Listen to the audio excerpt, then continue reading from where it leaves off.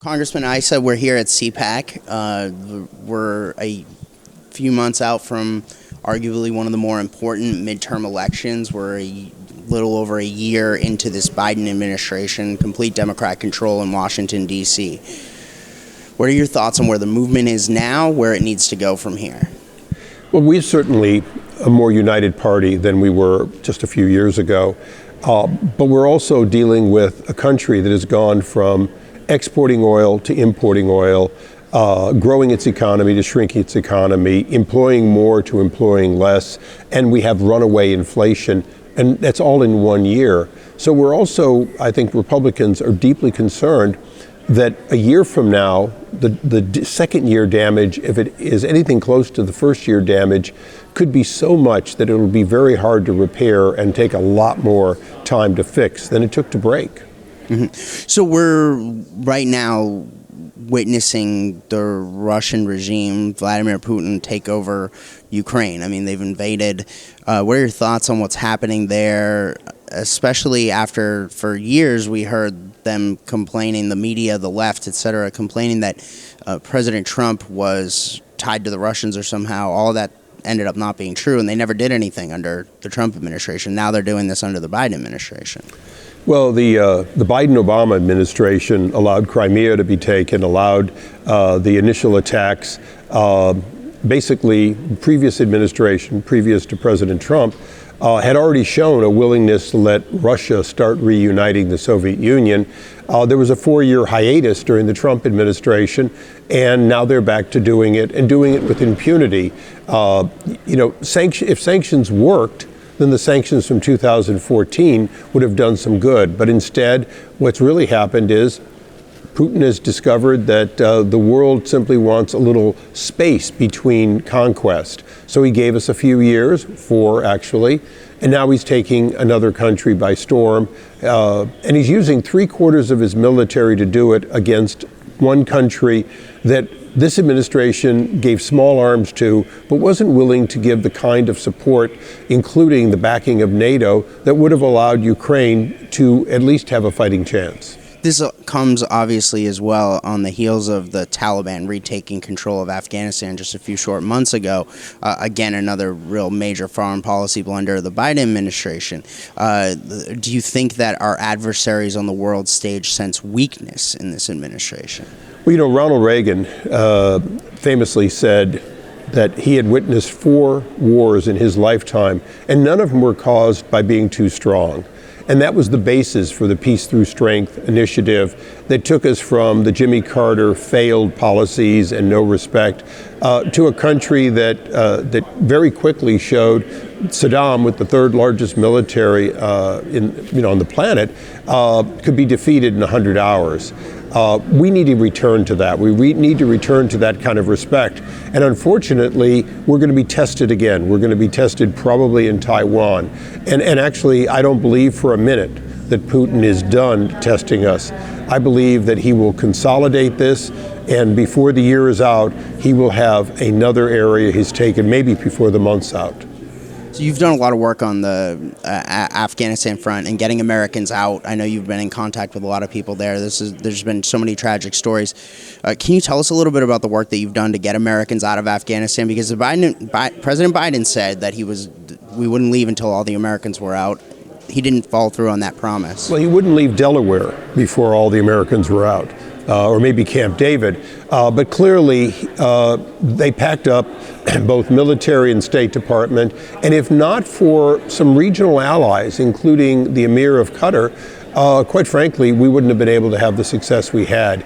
It was those countries willing to not only take them, but to send their diplomats in after we had evacuated to provide aircraft and the like. The work goes on, but I want to tell you something that isn't that public, and that is that this administration has now decided to use Afghanistan for another purpose. They are systematically bringing people out that do not normally qualify for SIV. They are changing the rules, expanding the amount of people and their families, and waving in people that had no qualifications at all. In other words, in addition to our southern border that everybody sees, they're also using it to bring in a vast amount of Afghans. As you probably know, we're dealing with the fact that at least 5 Afghans who are on the most wanted list, these are the Bagram escapees, not only were brought here, but then walked away from their military, hotel areas, and we have no idea where they are. There's at least 28 that they've identified who came right out of prisons for being the worst of the worst, got on airplanes, were processed quickly, and brought to the United States. And the number is probably much higher. This is terrifying. Are Americans at risk? I mean, are these people a threat to national security? Are we at imminent threat of a terrorist attack? The Bagram prison had 5,000 of the worst. We know that at least 28 of them are here. 5 of them are completely unaccounted for, and we have no idea how many people got what was called paper passports. And a paper passport was about 20% of the people that got on those early C-17s arrived with no documentation at all and said, I'm Joseph Abdul Smith, and this is who I am, this is when I was born. The State Department produced a document based on what they were told and then moved those people on. So out of the many thousands that had paper passports, we have no idea how many of them came out of Bagram. They were not doing the biometric testing clearly, or these people wouldn't have gotten there that we know about. So when they claim that they're doing vetting, the reality is vetting sometimes is asking somebody who they are and writing it down. Another angle of this, too, is that, again, they literally abandoned hundreds, maybe thousands of American citizens. Well, they abandoned thousands. Thousands of American citizens. We were able to get over 200 of people that directly we worked with after they said there were only 200 left. And we still have about 60 that we're working actively today. And I'm just one congressman. There were Mark Wayne Mullen and others are working just as hard with, and we coordinate so that we're not double working the same person. Many of the reasons, of course, are the same reasons that Ukrainians have been left behind. The system is so slow to respond to a spouse or the birth of a child that many American citizens wouldn't leave without the rest of their family and couldn't get documentation for them in a timely fashion. Some of that is the fact that the State Department basically shut down when COVID began, and they're more than a year behind in processing passports in England. You can imagine how far behind they are in Ukraine. We're many, many months since the fall of Kabul back to the Taliban hands. Are there still American citizens there? There are still American citizens there. There are still a vast number of people who applied for and were on the waiting list to come to America because they had served this country and honorably and done their work. But again, this administration behind closed doors is now bringing in far more people that have no qualifications. And when I became aware of this, it really disheartened me that you're going to have people that shouldn't come here on airplanes while we're still waiting to get processing for people who clearly were entitled. All of these things combined, in many, many more, are going to, I think, look, we've got a Democrat-controlled Congress right now. They're not going to investigate this administration. They're just not going to hold them accountable. But if and when the Republicans take the majorities back in either or both chambers, hopefully you guys do. You were kind of the oversight guy. I mean, you are the oversight guy. You did this during the Obama administration. What do Republicans need to do to prepare for that moment, if and when you guys do get those gavels back? Well, we are preparing. A lot of what you do is you send out letters. Jim Jordan, James Comer, and others. You'll notice they're sending out letters. They're not being responded to, but they're asking the pertinent questions. That creates that sort of list of, you've been asked, now we're going to be subpoenaed. You've been asked, now we're going to have you come before the Congress and have to answer. So this is something we did during that time we were in the minority, and Ed Towns was my chairman, is we knew what we were going to investigate because we sent out letters, even though almost never did we get a hearing or any response. The other thing is, and this is sort of paraphrasing the late Donald Rumsfeld, you don't know what you don't know. And so the first thing that you do is you've got to take that first step. You've got to ask for documents that'll help you understand things that you can't understand. We can't understand why they've made decisions to abandon Ukraine. We can't understand why every single person who's being thrown out of the military for not getting the COVID shots, even if they'd been previously given religious exemptions, are being denied, and they're being denied it on forms that are identical in every case. Now, what we don't understand is who coordinated that, who made a decision to ignore religious freedom, who made a decision to trounce the First Amendment in a way it never has been done before. We're going to have to ask a series of questions, get some answers, and ask more questions. We'll follow where that leads us to get to the truth, because the American people need to know who really made that decision to destroy what we would consider 240 years of tradition of religious freedom. You listen to the people around here, on this oversight question, they see what the Democrats are doing with the January 6th committee. They see what they did to Donald Trump when he was president. And it's not so much that they want payback, they want the Democrats to be treated equally. I mean, if they're going to go to these extreme lengths and then nothing comes of their investigations, which is what's happened with their January 6th committee, what's happened with their various investigations into Trump, they want to see that same fervor from Republicans going into up against the Biden administration and against the Democrats when the day comes. Are you confident that the Republicans will be ready for that moment? In some ways we will be, but I think it's important to say we can't just do to them what they've done to us. We can't shred bipartisan behavior that allows the other side to be heard. We can't strip people of committees just because we can. We certainly can't form a committee and pick which Republicans we have on there and have only Republicans who already agree. That undermines the confidence of the American people.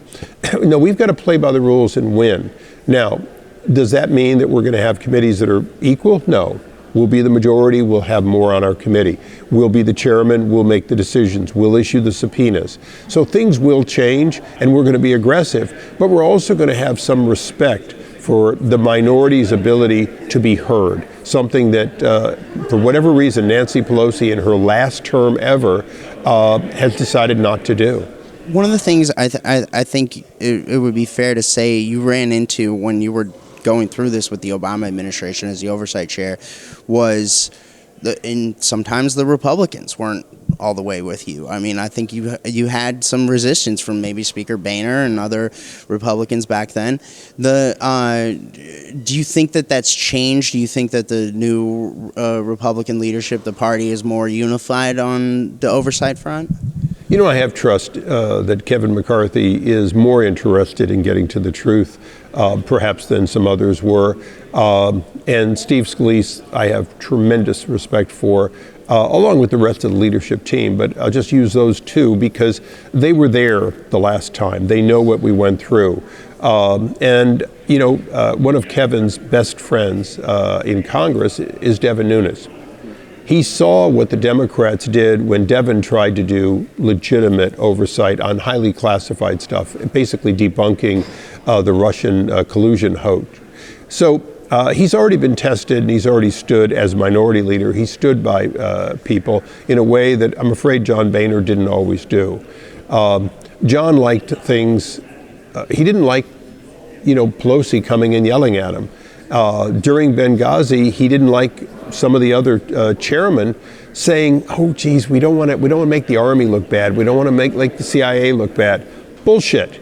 We needed to make sure that we got to the truth of why the ambassador was in a facility he shouldn't have been in, why there was no relief for him, why, in fact, they died and they shouldn't have died. Sometimes you do have to have that kind of, excuse me, but I'm not taking no for an answer, and I'm not going to accept anyone who does. And that included John Boehner, and it included some Republicans. But for the most part, I had tremendous backing. Trey Gowdy and Jim Jordan never gave up. And when the committee became a select committee, they continued to push hard. And to a great extent, I think when Hillary Clinton failed to become president, you could look at 10,000 votes in Michigan and say, you know, knowing the truth about her activities and her secret server and so on, probably made 10,000 votes difference. So what they did and never quit doing made a difference. And we just have to have that same conviction that you don't know how it's going to end, but you've got to have the value set that says, this is not a popularity contest. This is about getting to the truth. So having been through these fires before, there's a lot of new members that weren't there during the Obama administration. A lot of guys that have been elected during Trump and even new here that are going to be coming in. We're going to have 60 plus new Republicans to take this majority, and many of them I've only watched on C-SPAN. So what's your advice to them? What should they be doing? What are your tips for them to become watchdogs? Well, you just said the magic word. You've got to believe that Congress's other duties pale in comparison to being a watchdog. Yes, we make the laws, but of course laws are meaningless if agencies create rules or ignore the laws and just do what they want to do, the way they have with FISA warrants, or the way the EPA has twisted and tormented existing laws, or the way the president has used executive orders that he had no authority to do. We're the appropriators. We determine every penny that gets spent. But if we don't look at whether it got spent the way it was intended, whether there was waste, fraud, and abuse, whether they completely ignored the law and spent it the way they wanted to, then we have nothing. And so I can look at every part of our jobs, the things that we know are important to Congress. None of them matter if you don't follow up with oversight. And that's my lesson to the class that I came back into Congress with, and that'll be my lesson to the 60 to 100 new Republicans that I believe are going to want to do just that. They're going to want to hold this president accountable. They're going to understand that he's been basically looking at laws and appropriations as a starting point, not as a guidance from Congress. And then the last thing I would ask you here is that on this front, the oversight front, but also just more broadly on basically everything, every major issue, the thing you hear most from people here at CPAC, but also just from the base around the country is, okay, we've given the Republicans enough chances. They've been there so many times in the past. They've blown it all these other times. It feels like this is like the last chance. Like, you guys get the majority back this time. Are you going to be able to do more? Are you going to be able to do better? How are you going to do it? Address that for us.